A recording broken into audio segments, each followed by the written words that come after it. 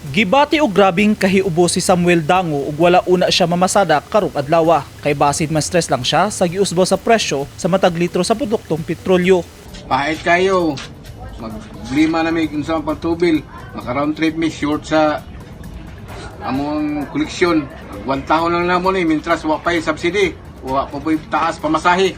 Giagwanta na lang gyud sa PUJ driver nga sila Florencio Baluca ug Ramil Badiana ang kapin 5 pesos nga usbo sa presyo sa matag litro sa krudo. Sa muna nilang pamasada, agwantahon lang gyud nila ang pagsutoy sa presyo sa mga produktong petrolyo. Kay kung dili sila mo biyahe, wala ikapakaon sa ilang pamilya ug makaluluoy sab ang mga pasahero. Kapin 3 pesos usab ang gisaka sa presyo sa matag litro sa gasolina. Lisod yun.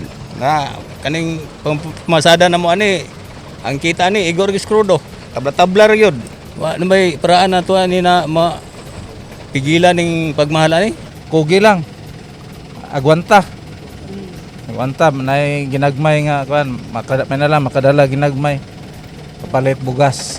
Dili magkaparehas ang presyo sa matag litro sa mga gasolina sa Davao City. Sa 69 hangtod 70 pesos ang matag litro sa gasolina. Samtang ang krudo nasa 67 hangtod 72 ang pinakamahal matag litro. Kininaay ka na pulo ka semana nga nagpatuman og usbaw sa presyo sa mga produktong petrolyo ug ibasol kini sa padayong gubat sa nasod Russia ug Ukraine. Eugene Hinutan, Newsline Philippines. Stay safe.